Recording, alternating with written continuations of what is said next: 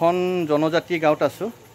আৰু তেওঁলোক যেহেতু বিহু আহি আছে তেওঁলোকে বিভিন্ন প্ৰকাৰৰ মদ বনাই আছে উৎসৱৰ কাৰণে আসলে কেনেকৈ বনাইনো আমাৰ এই জনজাতীয় মদবোৰ দেখুৱাইছোঁ এনেকৈ এয়া জুইত হান্দি আছে আৰু হান্দিৰ ওপৰত আছে এইটো কৰাহি এটা তাত পানী দি থাকে হলাই থাকিব লাগে আৰু এনেদৰে এডাল পাইপ থাকে হান্দিৰ পৰা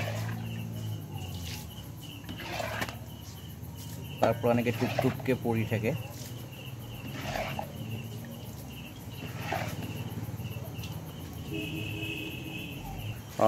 আমি মদৰ প্ৰমোট কৰিব বিচৰা নাই দেই মদ নাখাব যেহেতু স্বাস্থ্যৰ কাৰণে হানিকাৰক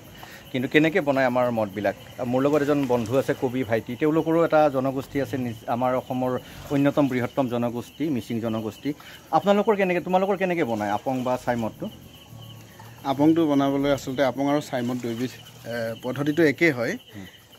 আমাৰ যিটো আপং নগিন আপং বুলি কয় বগাটো সেইটো বনাবলৈ আপোনাৰ প্ৰথমতে ভাতখিনি বনাব লাগে আৰু ভাতখিনি বনোৱাৰ পাছত তাতে যিটো আমাৰ এপপ বুলি কয়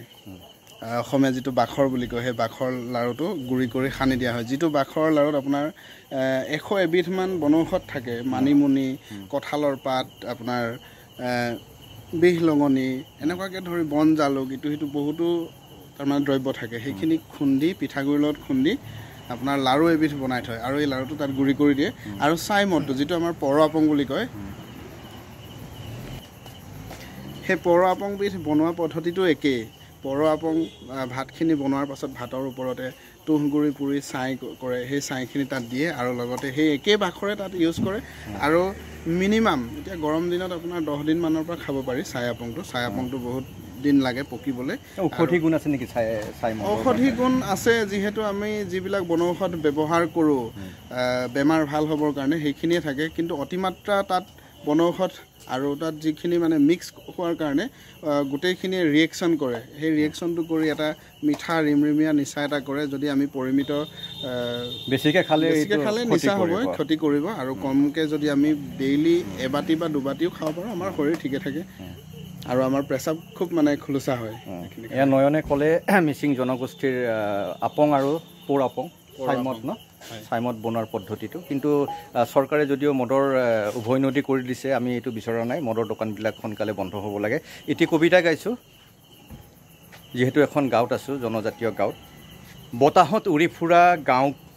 বতাহত উৰি ফুৰা গাঁওখনিৰ সেউজীয়া চুলিবোৰে মোৰ গালে মুখে সানি থৈ গ'ল শৈশৱতে হেৰুৱা মোৰ সৰল মুখখনৰ ৰং মোৰ বৰ্তমানৰ মুখাশিল্পত মই মুখ চিনি পালোঁ নিযুত বছৰ শেষত মোৰ সতে সাক্ষাৎ মই মুখ সুধিলোঁ ক'ত আছিলা অতকাল কিমান বাৰিষাত আমি একেলগে তিতা নাই কিমান কুঁৱলী ভাঙি পুৰণি বাৰীলৈ বিচাৰি যোৱা নাই কুঁৱৰীক কিমান আন্ধাৰত ফুচফুচাই কথা পতা নাই